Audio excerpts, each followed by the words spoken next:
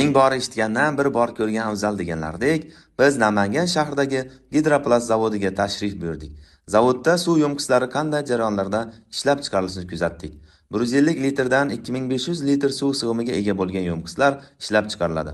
Nok ko'rinishdagi bu turi juda chiroyli ko'rinar ekan. O'zining maxsus krushkasi, ya'ni sarxumlar ham bor ekan. Bu zavod 24/7 rejimda ishlaydi. Yomg'islar 3 xil nom ostida ishlab chiqariladi. Gidroplast 18 xil, Tetraplast 7 xil hamda Santech Designer 14 xili mavjud. Barcha mahsulotlarga 3 yillik kafolati ham bor.